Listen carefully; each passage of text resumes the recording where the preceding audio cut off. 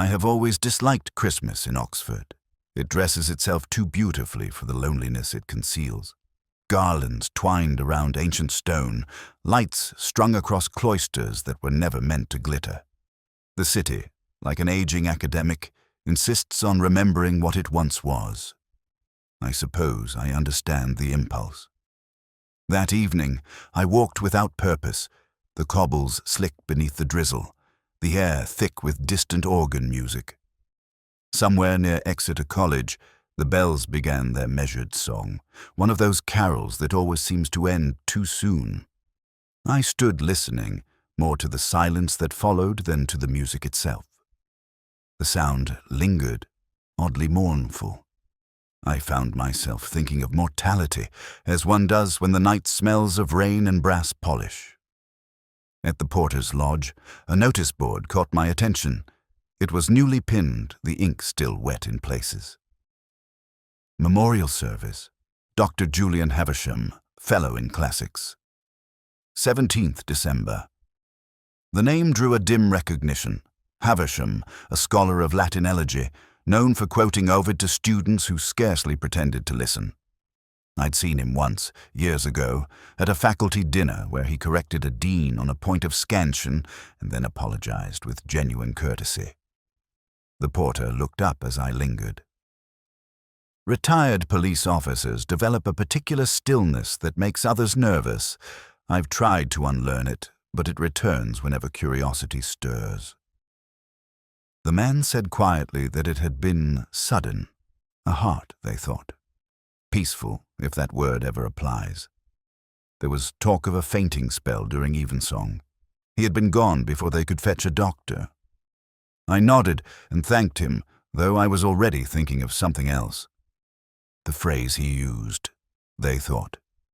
Such phrases are never casual. They come from the mouths of those who have heard more than they are willing to repeat. The quadrangle beyond was empty, except for a single figure sweeping snow from the chapel steps. I watched him pause and look toward the bell tower, as though listening for something unfinished.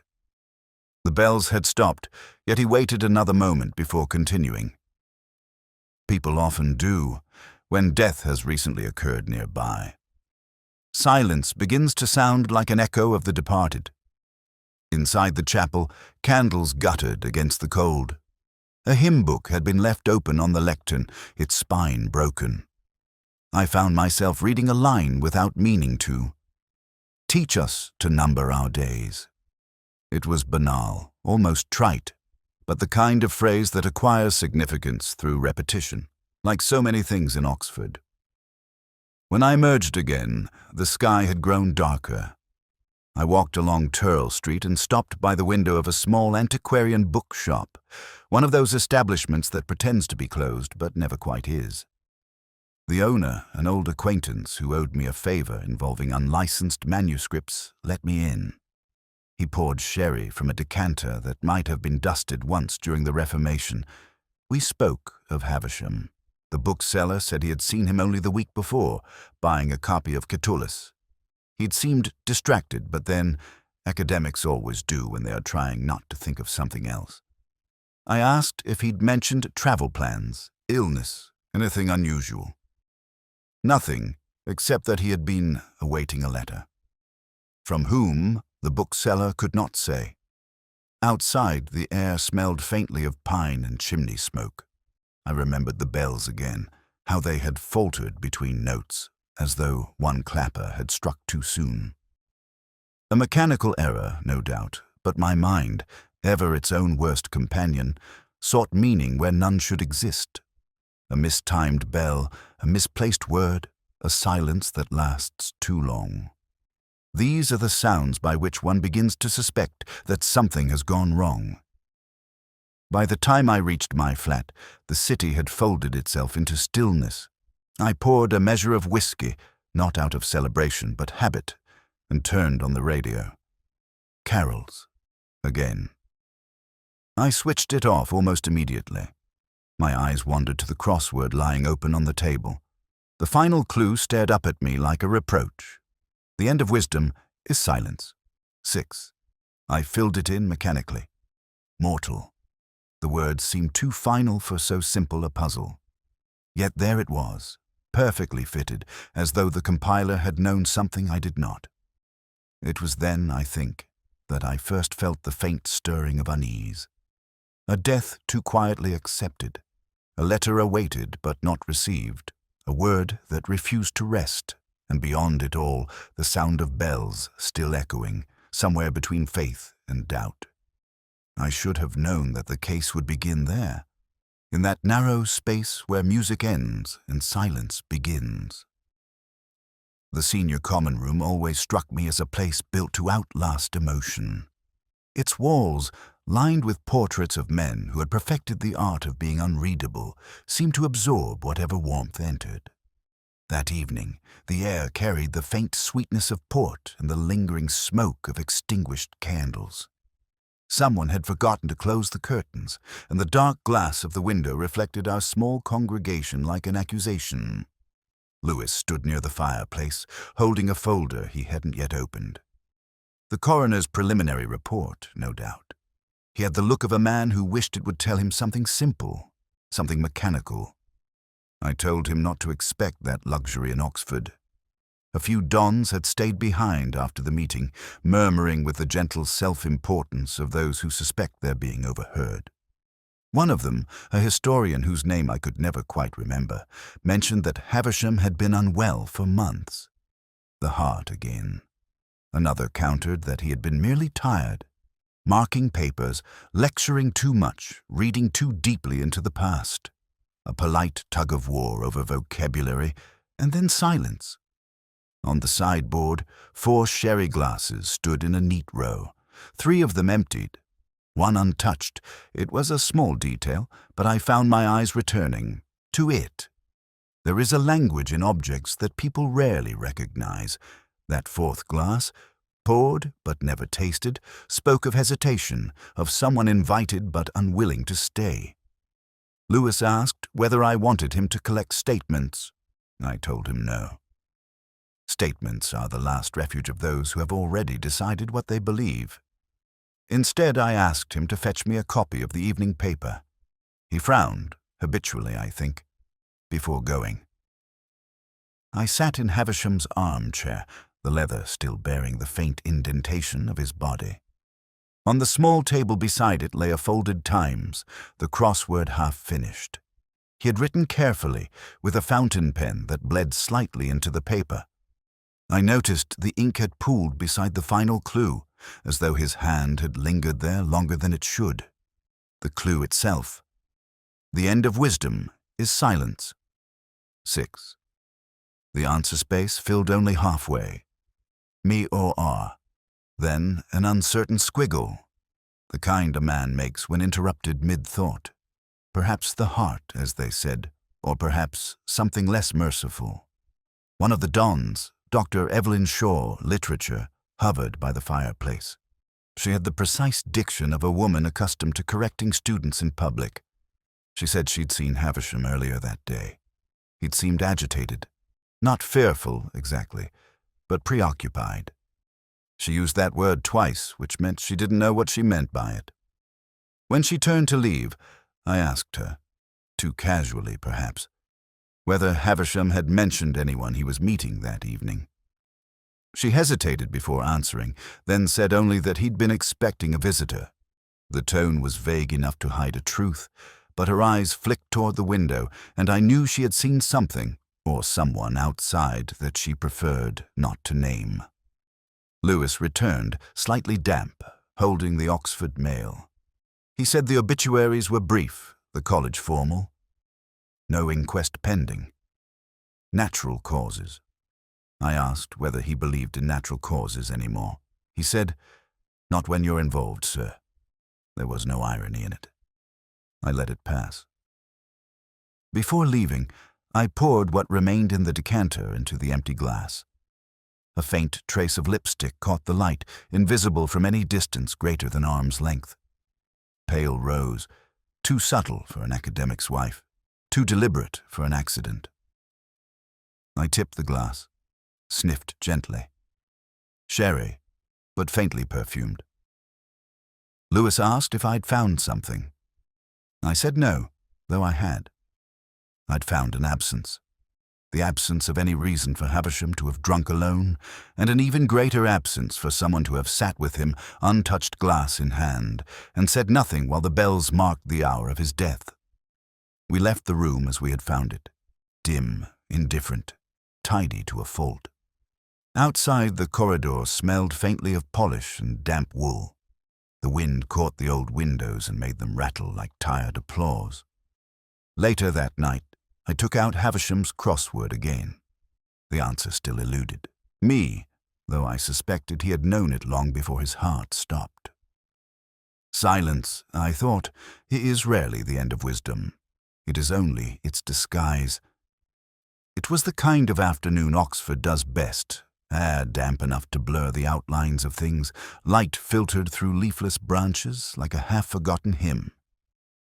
I had arranged to visit Mrs. Havisham in her house off Magdalen Walk, a narrow terrace where ivy had begun reclaiming the walls, as though the place itself wished to retreat from observation. She opened the door herself. Widows often do. It spares them the embarrassment of being announced. Her voice was calm, too calm, the kind that suggests the words have been rehearsed for some imagined audience of sympathetic friends. She invited me into a sitting room that smelled faintly of lavender polish and absence. The room was tidy in the way grief sometimes insists upon, order imposed to prevent memory from spilling out.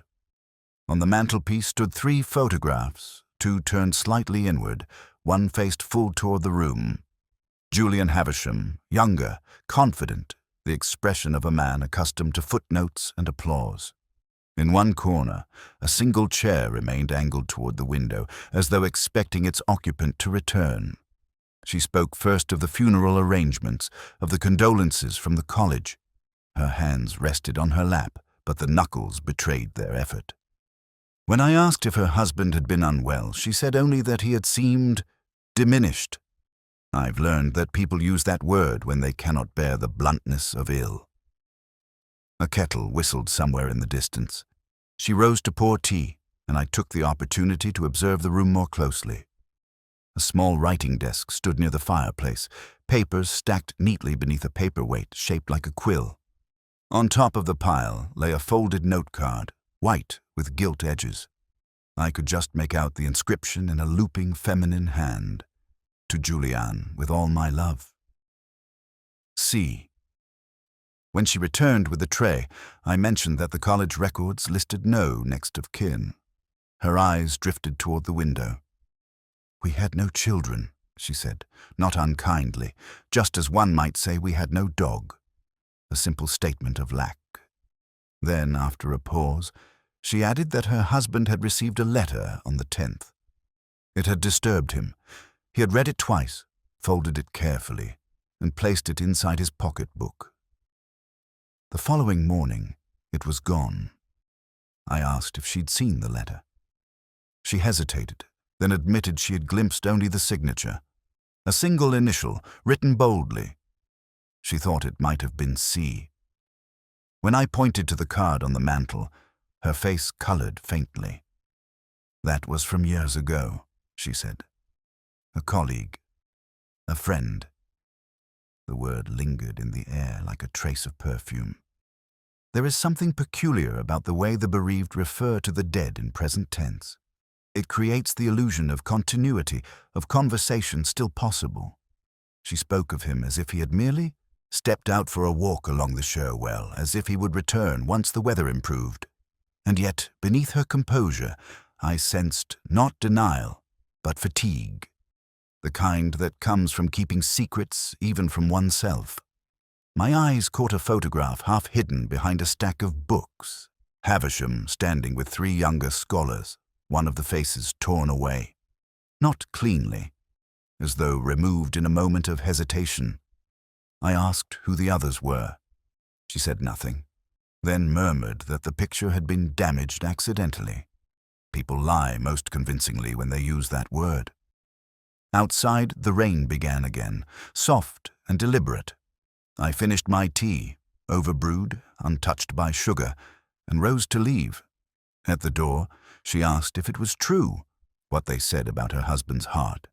I told her it was too early to say. She looked relieved, as if uncertainty were kinder than truth. As I stepped back onto Magdalen Walk, the air carried the faint scent of wood smoke from the college kitchens. Somewhere nearby, the bells began to toll the hour, echoing off the river's edge. I glanced once at the upstairs window. The curtain moved.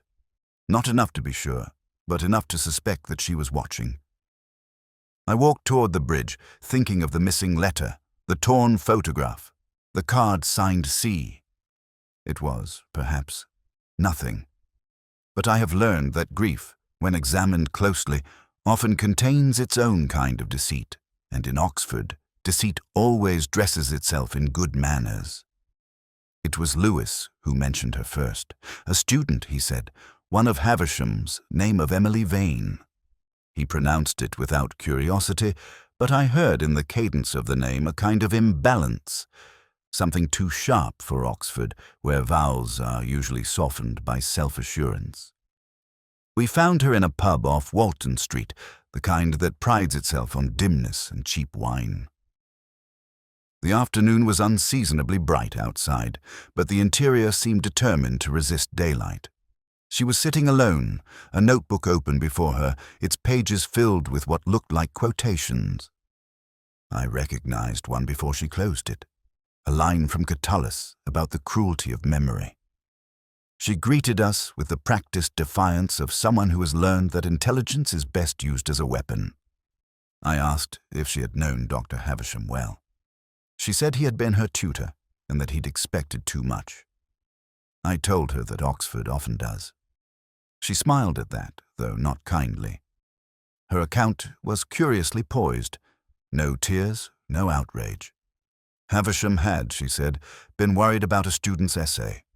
Plagiarism, a minor scandal if proven, a ruined career if not handled delicately. He had called her to his rooms 3 nights before his death, asked questions that seemed to have nothing to do with her work. Latin verse, personal ethics, the nature of truth. He had ended the conversation by saying that some lies were necessary, but not all were forgivable. She had left confused and perhaps afraid. There was a way she lingered on the word afraid that struck me as rehearsed. Not false, precisely, but arranged. I asked what he had been working on lately. She mentioned a paper for Classical Quarterly, something about moral paradoxes in Ovid's later elegies. Then she added, almost carelessly, that he had been obsessed with a particular line, tacere est loquae, to be silent is to speak. Lewis scribbled it down as though it were a clue from a crossword, but for me, it felt like something more personal. I had seen the same phrase once in a letter long ago, written by someone I'd loved badly. Silence, I remember thinking then, is rarely neutral. It always tilts toward the side of guilt. Emily asked whether we believed he'd killed himself. I said I didn't. She seemed disappointed, not surprised, not relieved, disappointed as if she'd lost the chance to preserve a simpler version of events. I watched her fingers trace the rim of her glass, the nails bitten short. A nervous habit or a sign of concealment. It was hard to tell. When Lewis stepped away to make a call, she leaned forward and said that Havisham had been receiving letters, anonymous ones. I asked how she knew. Because, she said, he showed me one. She paused, as though uncertain whether to continue, then described it. A single sheet, typed, unsigned, quoting the same Latin line she had just given me. She claimed not to have seen the envelope.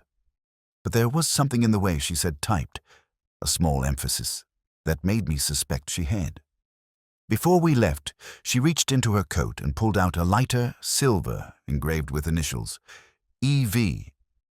She flicked it once, the flame small and steady. He gave me this, she said, to remind me that truth burns quietly. Then she smiled again, the kind of smile that hides exhaustion behind irony. When we walked out into the fading light, she followed us with her eyes until we turned the corner. Later, in my office, I noticed the smell of smoke on my coat. faint but deliberate. I took out my notebook and wrote down the Latin line, the phrase repeating itself until it began to lose meaning. To be silent is to speak. Lewis came in and said he'd checked the library returns. Havisham's last borrowings were on Roman epigrams and toxic substances used in antiquity. It was the sort of detail that could mean everything or nothing. I said nothing. Instead, I reached into my pocket and felt something small and metallic. The lighter. She must have slipped it there when she shook my hand. I turned it over once, twice, and set it beside the crossword from Havisham's desk. The two objects looked strangely alike. Ordinary, symmetrical, waiting for interpretation. In Oxford, I've learned, everyone speaks, even those who claim not to. It's only a matter of listening to the silences long enough to hear what they've been trying not to say. There is a peculiar stillness about college courtyards in the early morning, the kind that seems to belong to a vanished century. The echo of footsteps feels louder than it should, as though the stones themselves remember conversations that ended long ago. I arrived at Exeter just after 8, the mist still clinging to the arches like unspoken regret. The porter, an elderly man with a hearing aid that whistled faintly when he grew nervous, was sorting through the morning's post. He recognized me before I spoke, and his expression carried the resigned politeness reserved for police officers and bursars.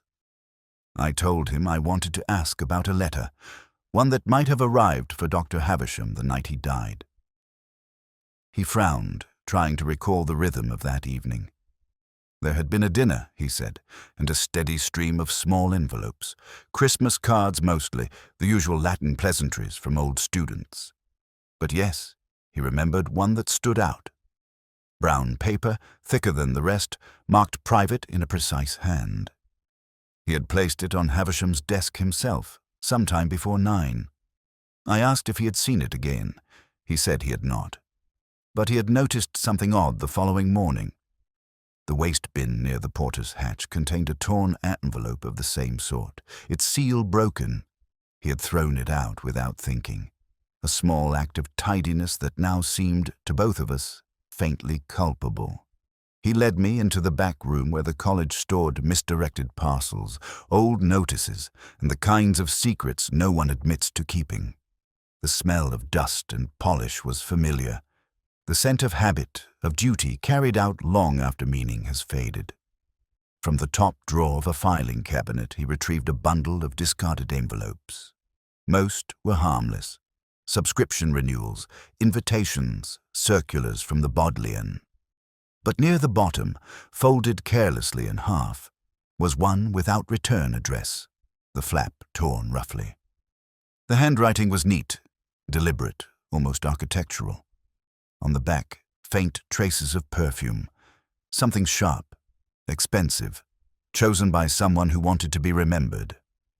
I held it close enough to catch a fragment of a sentence where the ink had bled through. The wages of silence is despair. Not Tennyson, though it was signed as his. The misattribution caught my attention at once. Havisham, a man of letters to the end, would never have let such an error pass unnoticed. I wondered if the writer knew that, or had relied on him to notice it. Lewis arrived just as the chapel bell began to ring for morning prayers. He looked weary, having spent the night reviewing Havisham's correspondence. Nothing of interest, he said, only the ordinary clutter of academic life. Lecture notes, book orders, a complaint about the heating. I handed him the envelope. The perfume was still faintly discernible. He sniffed and muttered that it wasn't the sort of scent one forgets easily. I thought of Mrs. Havisham, but hers had been lavender. Not this. This was something colder, metallic, like rain on glass. We asked the porter who had emptied the bins that morning. He didn't remember. I suppose, he said, it must have been young Wilkes, the junior porter. He tends to the refuse before the milk arrives. We found Wilkes in the quadrangle, lighting a cigarette he wasn't meant to smoke on duty. He said he had thrown the rubbish into the skip behind the chapel, but there was nothing left there now. Collection day had been yesterday. I let him go. Back in the porter's lodge, I unfolded the envelope again, studying the edges. The glue had been loosened with steam, not torn in haste. Whoever opened it had done so carefully, intending it to appear accidental. And yet, the faintest smudge of red wax remained, evidence of a seal that had once carried initials, though now they were indistinct. Possibly a C. Possibly not. Lewis asked if I thought the letter had contained a threat. I said threats rarely come in such elegant wrapping. More likely it was a confession or an apology. Something meant to heal that instead opened an old wound. He said nothing after that. When we stepped outside, the bells had ceased. The air smelled faintly of burnt toast from the college kitchens, and somewhere a student laughed, the sound oddly intrusive. I folded the envelope into my coat pocket and walked toward the Bodleian, where I intended to confirm the misquotation.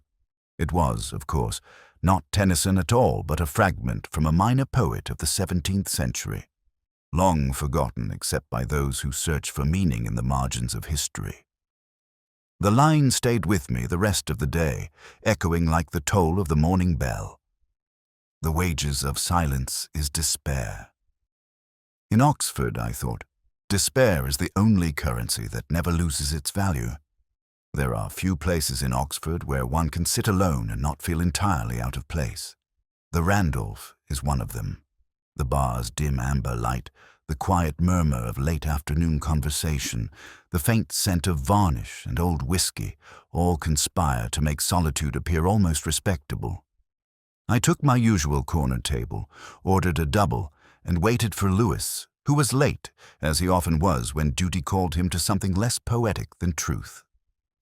Outside, rain pressed against the window with a kind of weary persistence, like a scholar revising a failed argument. Inside, the pianist toyed with a tune that might have been Elgar once, before losing his place halfway through. It seemed appropriate. Lewis arrived damp, apologetic, and carrying the look of a man who has read too many reports and learned nothing from them. He said the coroner's verdict was final. Natural causes, heart failure, no evidence of foul play. I told him the evidence lay in the spaces between the verdict and the truth. He sighed and ordered a pint. I poured myself another measure. We went through it all again, the letter, the misquotation, the untouched sherry glass, the widow who watched too closely, and the student who knew too much. Each fact sat before us like the pieces of a crossword, words waiting for the pattern to reveal itself. And yet, nothing aligned. It was Lewis who mentioned the timing. The porter had last seen Havisham alive around midnight. The doctor had fixed the time of death at 6. That was a long gap in which nothing was said to have happened. I asked him if the room had been locked. It had not. He said the glass on the desk had been half empty. The coroner assumed he'd poured it himself, but no trace of alcohol had been found in his system. I stared into my whiskey. The ice had melted into thin concentric rings, each dissolving into the next. A simple observation, but it led me elsewhere. A glass poured by someone else. A drink prepared for one, but shared by none. I thought again of the faint perfume on the torn envelope. Something deliberate, not sentimental. Lewis broke the silence, saying perhaps the old man had simply lost his taste for it. I told him people rarely abandon their habits on the night they die. He smirked and said I was growing cynical. I said no, just consistent. At the next table, 2 dons were discussing the death as if it were an essay topic. One called it tragic. The other said it was inevitable. I caught fragments, loneliness, pride, reputation, words that drifted like smoke through the room. They clinked glasses, muttered to the past, and went on drinking. I envied their certainty. When they left, I unfolded the newspaper from my coat pocket. The crossword sat unfinished. The end of wisdom is silence. 6. the same clue that had haunted me since that night. I filled it in again, not because I doubted the answer, but because I doubted its meaning. Mortal. 6 letters, final and precise. Yet Havisham, who understood the nuances of language better than most, had written only 3 of them before stopping. Why? Perhaps he had meant to write another word entirely. Morses, Latin for bite or sting, or perhaps Morse, the Latin for death itself. The thought felt too symmetrical to ignore. Lewis had begun speaking about the widow, how she'd seemed calm, too calm, he said. But I was only half listening. My attention was on a small brass plaque fixed to the side of the bar, commemorating the visit of some literary society decades earlier. One name caught my eye: Clara Wynne, philosophy lecturer. C, again. The same initial, the same profession. Oxford, as ever, proved incapable of coincidence. Lewis noticed my expression and asked if I was all right. I told him I had just remembered a line of poetry, which was true enough.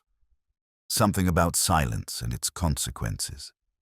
He looked puzzled, and I envied him for it. We finished our drinks. He left for the station, and I remained a while longer, watching the condensation trace invisible maps across the window pane. The pianist had found his way back to the melody, though the tempo was slower now, almost regretful. When I finally rose to leave, I placed my hand on the bar. The surface was cool, the brass plaque faintly warm, beneath my fingertips. Somewhere behind me, the barman raised a glass to no one in particular, as if to mark the end of something unspoken. I did not return the gesture. Some toasts, I've learned, are better left unanswered. Her office was on the 2nd floor of the Philosophy Building, an austere square of stone overlooking a courtyard where no one ever seemed to laugh. The plaque on the door read, Dr. Clara Wynne. The name felt heavy with symmetry, as if it had been rehearsed before being lived. She received me without surprise. Oxford women often do. They learn early that every conversation is, in its way, an examination. She gestured toward a chair, one of those narrow wooden ones that make the visitor feel both seen and confined. There was a half-empty glass on the desk and an open copy of The Symposium, face down, spine cracked. I said I was making inquiries about Dr. Havisham. She said she had expected that. Her tone wasn't defensive, but it carried the faint weariness of someone accustomed to guilt by proximity. He was a friend, she said. A colleague. Nothing more now. The now hung there like an afterthought that refused to vanish. She admitted they had been close once, but that things had altered, a word chosen with care, avoiding the obvious verbs. I watched her fingers trace the rim of the glass, a small, continuous motion. It reminded me of Emily Vane's lighter, the same nervous choreography disguised as composure. The glass smelled faintly of sherry. She said she had written to Havisham a few days before his death, an apology of sorts. When I asked to see it, she shook her head. The letter was personal, she said, and in any case, it hadn't reached him. She had posted it late, by hand, through the porter's hatch after the final collection. I told her that a letter had arrived that evening, one marked private, and that he had opened it before his death. She looked up then, very slowly, and for the first time I saw the tremor behind her precision. That wasn't mine, she said. I believed her, at least I wanted to. People rarely lie with such stillness. Yet there was something in her phrasing that wasn't mine, that suggested she was more certain of the handwriting than of the message itself. We spoke of Havisham's last few weeks. She said he had seemed restless, as if preparing to confess something. He'd grown distrustful of his students, even of his own arguments. She said he'd once confided that words could be fatal when written down by the wrong hand. I told her that sounded like the sentiment of a man who had read too much Ovid. She smiled faintly, and I thought for a moment that she might have loved him after all. Lewis was waiting for me outside, pacing along the colonnade. He asked if she'd told me anything useful. I said she'd told me the truth, or something dressed to resemble it. He muttered that he'd never trusted philosophers. They were too good at constructing excuses that sounded like logic. We walked back through the drizzle toward Broad Street. The sky had the color of tin, and the wet cobbles mirrored the lamplight in a way that made the city look older than time itself. I told Lewis that the perfume on the torn envelope hadn't been Clara Wynn's. Hers was lighter, more floral, something that tried to conceal rather than announce. He asked how I could tell. I said because when people are in love, they choose scents that linger. When they're ashamed, they choose those that fade. He laughed, but softly, as though afraid it might be true. Later, in my flat, I poured a whiskey and opened Havisham's notebook again. Among the marginalia, a list of lecture notes, fragments of poetry. I found a small annotation beside a line from Catullus. Amare et sapere vix Deo conceditur. To love and to be wise is scarcely granted even to the gods. The ink was different, the handwriting smaller, more delicate. I compared it with the note from the envelope. Not identical, but related, as though written by someone who once tried to mimic his hand. I closed the book. Outside, the wind had picked up, rattling the window panes like thin glass nerves.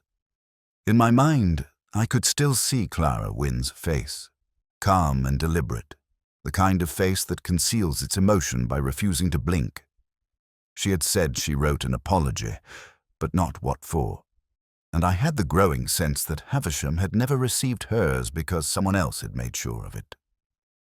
Before turning out the light, I looked again at the crossword still lying on my desk. The half-completed answer, A.R., waited there, patient as ever.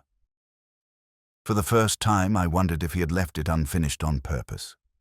Not as a clue, but as a message only a certain woman would understand. Oxford sleeps lightly in winter, and that night I did not sleep at all. It was the sort of afternoon when the city seemed to fold in on itself. The air outside had that quiet, saturated chill that seeps into the bones of old buildings and the souls of those who haunt them.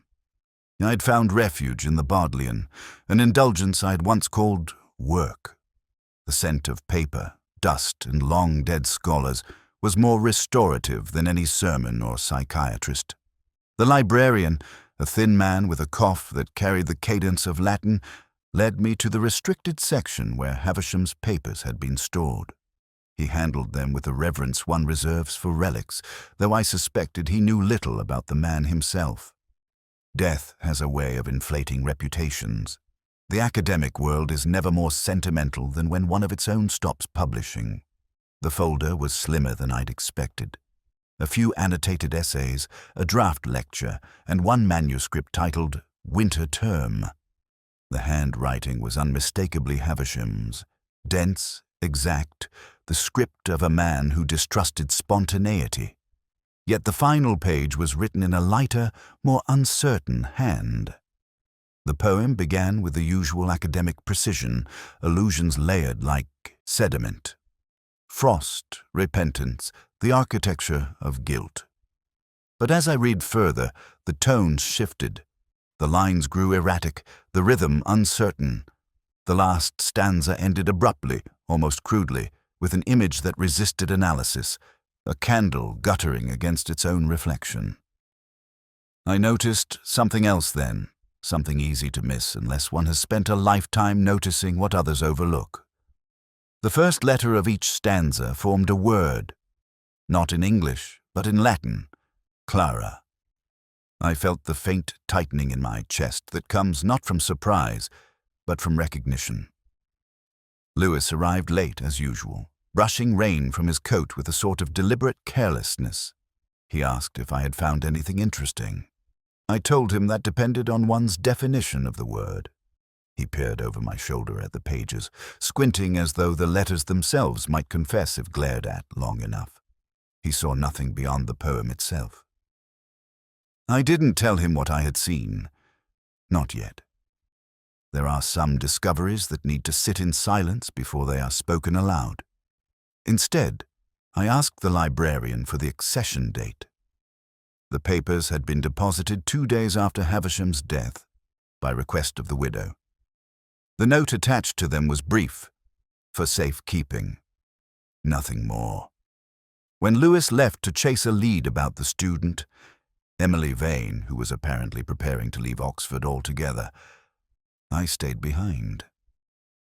The light through the high windows was dimming, filtered through the winter haze into something almost sacred.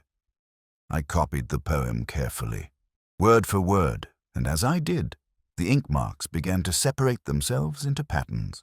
The second stanza, though written in the same pen, bore a different pressure, heavier, deliberate. And in the margin beside it, faintly visible beneath erasures, were 3 letters in pencil. Evine. Emily Vane.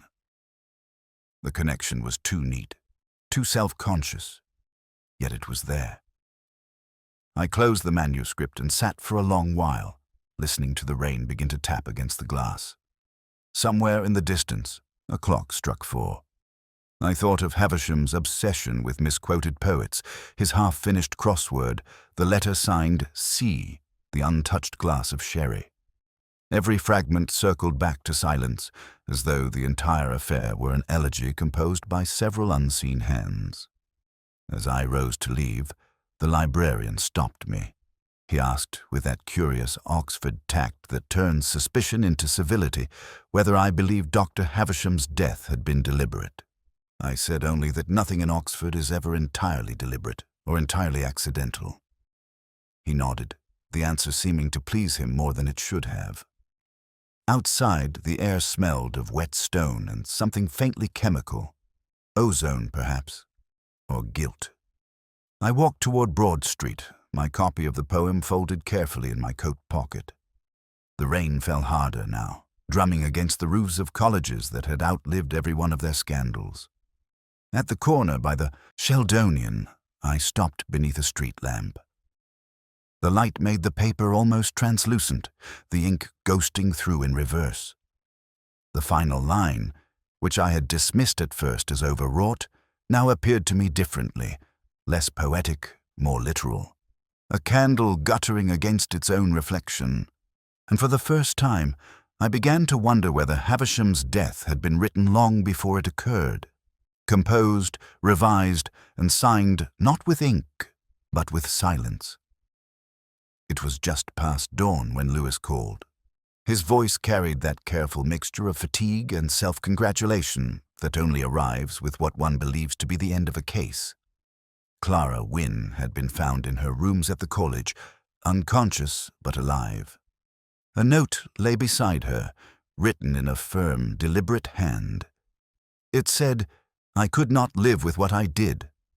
When I arrived, the room still smelled faintly of disinfectant and sherry. A nurse was fussing over a tray of untouched breakfast, and the college principal was waiting outside with the weary piety of a man preparing for scandal. I asked to see the note. It was written on a single page torn from a lecture pad. The ink dry, the grammar perfect. A confession that seemed too polished, too exacting, as if drafted by someone who understood that remorse, like rhetoric, depends on symmetry. Lewis said she had taken sleeping pills. Not enough to die, perhaps enough to persuade. I told him that confessions rarely come from the guilty. He frowned, misunderstanding. I meant, of course, that guilt prefers silence. It is innocence that explains itself. Clara lay still when I entered. Her face had the blank serenity of one who has arranged it for others. Her hand twitched slightly when I spoke her name. She said she was tired, that she had wanted it over. I asked what it was. She turned her face toward the window where the light was just beginning to warm the frost on the glass and said that she had hurt him. Then, after a pause, that she had loved him once. Love is always the most efficient disguise for harm. On the bedside table, I noticed a book, Catullus, the same edition I had seen in Havisham's library. I opened it half expecting to find an inscription, and found instead a slip of paper marking one of the elegies. The line read, "The gods themselves cannot undo what the heart has resolved." I placed the book back and looked at her. She was watching me, faintly amused. I told her that Havisham had received a letter the night he died. She closed her eyes, too quickly. I said I did not think it was hers. That startled her. She said she had written, yes, but her letter was kind. An apology, not an accusation. It had been posted the following morning after he was dead. I asked if anyone else knew of it. She said only one, Emily, the student. She had asked her to deliver it through the porter's hatch. I left her then. The nurse gave me a look that was half reproach, half pity. I've seen it before, the moral resentment of the virtuous toward the merely curious. Outside, Lewis was waiting by the gate, stamping his feet against the cold. He said the newspapers would have their headline soon enough. I told him they always do, regardless of facts. He asked whether I thought she was lying. I said everyone lies, but not always in words. We walked in silence for a time. The morning bells were ringing, solemn and relentless. At the corner, he stopped and said the lab had finished its analysis of the glass found on Havisham's desk. There was no trace of alcohol, none at all. Yet the scent of sherry had been unmistakable, artificial perhaps, or applied after the fact, a simulacrum of conviviality.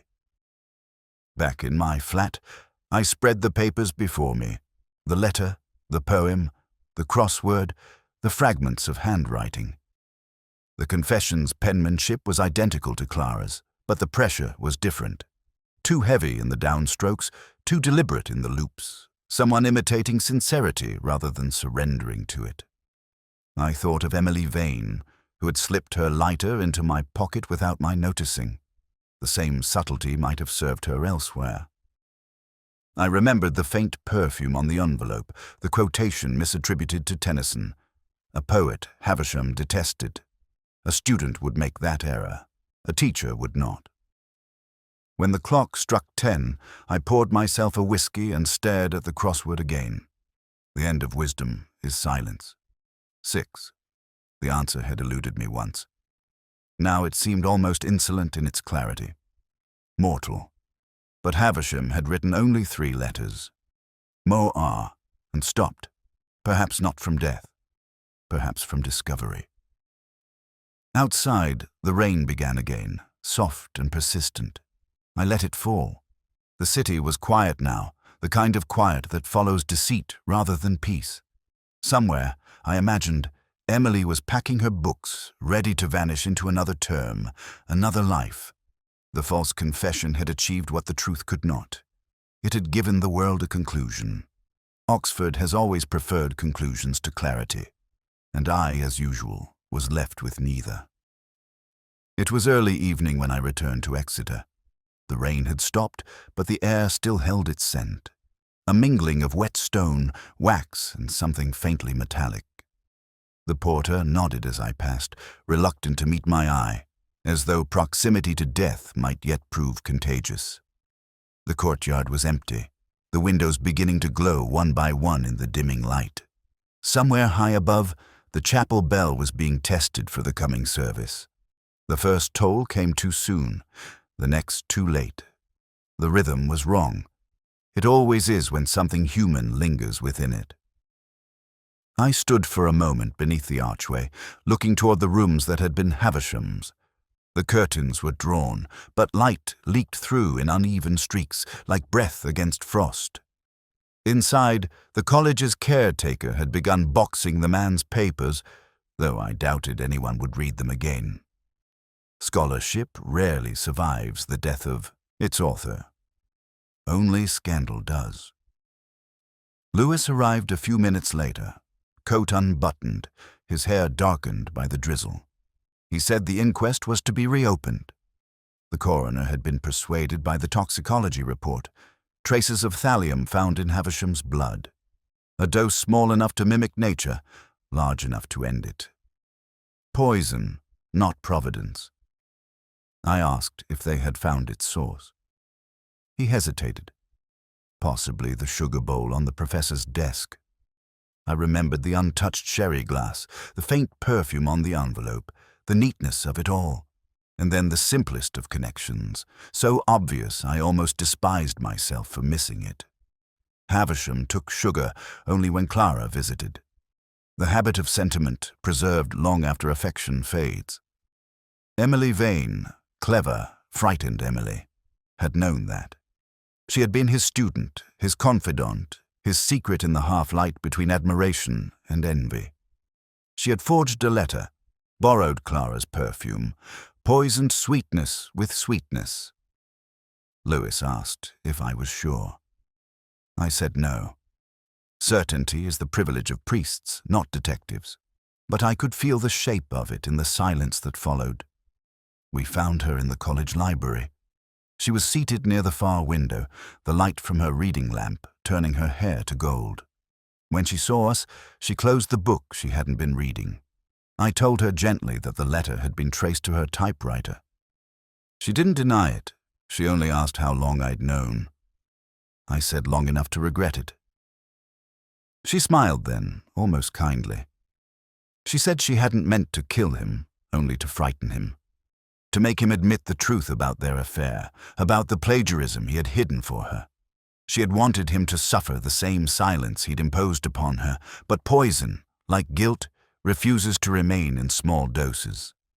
It seeps, it lingers, it finishes what fear begins. Lewis asked if she would make a statement. She said there was no need. She had already written one. It was in her bag, between 2 volumes of poetry. Catullus again. I told her he would have understood that choice. She said she hoped he would forgive it. When we left, she did not look up. Outside, the bells began again, this time in perfect time. Their sound carried through the quadrangle, dissolving into the mist. I wondered whether she heard them from the window. The music of absolution, or perhaps of surrender. Lewis walked beside me in silence until we reached Broad Street. He said it was a pity. The clever ones always ruin themselves faster than we can save them. I told him we never save anyone. We only record the order of their undoing. That night I returned home and poured myself a glass of whiskey I did not want. The radio murmured a carol from Magdalene, the kind sung by voices too young to understand the words. I switched it off. The silence that followed was neither comforting nor cruel. It simply existed, like an old photograph whose subject has already left the frame. On my desk lay Havisham's crossword, now creased and smudged from use. The end of wisdom is silence. 6. I wrote it out again, slower this time, as if the act might summon revelation. Mortal. And then, beside it, the fragment he had left unfinished. More. 3 letters, neither wrong nor right. Perhaps he had stopped not from weakness, but from knowledge. He had seen the answer and chosen not to finish it. I folded the page and slipped it into the drawer. Through the open window came the faint echo of the bells, distant, diminished, precise. I thought of Havisham, of Clara, of the student who had mistaken pain for justice, and of all the small kindnesses that never quite survive the people who need them most. When the final note faded, I realized I had been holding my breath. I exhaled, slowly, and in that soft darkness between the last chime and the first silence, I thought I heard something almost like forgiveness. But Oxford, like the bells, forgives nothing. It merely endures. It was several weeks before the city began to resemble itself again. Christmas passed, as it always does in Oxford, with too much ceremony and too little warmth. The college lawns gleamed under frost, and the bells that once tolled for Havisham now rang for evensong, for matrimony, for nothing at all. The living had moved on. The dead, I suspected, had not. Lewis and I met once more, by accident rather than design, in the lounge of the Randolph. He was off duty, half lost in the comfort of his pint. I joined him, though I had no appetite for conversation. He said the girl, Emily Vane, had been taken quietly, without scene or statement. The newspapers wrote of remorse, of madness, of youth gone wrong. They always do. Oxford prefers its tragedies tidy, its sinners eloquent. He asked if I believed she had meant to kill him. I said belief was the least useful thing a man can carry. He smiled at that, not kindly. Then he asked if I thought justice had been done. I told him that justice was an idea invented by men who feared forgiveness. He did not answer. When he left, he placed a few coins on the counter, exact change, as though paying the world back in precise installments. I stayed longer. The barman, a discreet man with the patience of a confessor, brought me a whiskey unasked. The glass caught the light in such a way that the liquid appeared darker than it was, like amber with a shadow trapped inside. I watched it for a while, but did not drink. There are nights when one fears what might surface at the bottom. Outside, snow had begun to fall. The streets were quiet except for the scrape of bicycles and the distant hum of a bus climbing St. Giles's. I walked without purpose, as I often do after endings that refuse to end. The air smelled faintly of coal smoke and thawing rain. At Exeter, the porter's window glowed faintly. He looked up, nodded once, then turned back to his ledger. The college sleeps best when pretending not to dream. Through the courtyard, I passed Havisham's rooms. The curtains had been drawn back at last. A new fellow occupied them now, a historian of mathematics, I was told, a man too orderly to die of anything mysterious. The window pane reflected the chapel lights, so that for a moment I could not tell whether the glow was within or without. It is a small cruelty of Oxford that light and reflection look so much alike. I found myself later on the banks of the Cherwell. The river was swollen, restless. Somewhere in the dark, a bell from Magdalen drifted over the water, clear and patient. The same note I had heard on the night I first learned of Havisham's death. Its echo folded into the mist and was gone. Back at my flat, I switched on the lamp and found the crossword still lying on my desk. The paper had yellowed slightly. I studied it again, not for its answer, but for its omission. The end of wisdom is silence. 6. I traced the 3 letters he had written, M-O-R, and stopped. Perhaps that was his message, the start of a word that never finished. Not mortal, but Morse. I pushed the thought away, though it lingered longer than it should have. I poured the whiskey I'd been avoiding and watched the surface settle. Its stillness reminded me of him, of the sherry glass left untouched, of the letter carefully opened, of the poem no one will read. The mind, I've learned, can become a kind of reliquary. You place the fragments there and call it closure, though nothing closes. When I finally stood, the glass remained full. I left it by the window where the snow light caught it and turned it pale.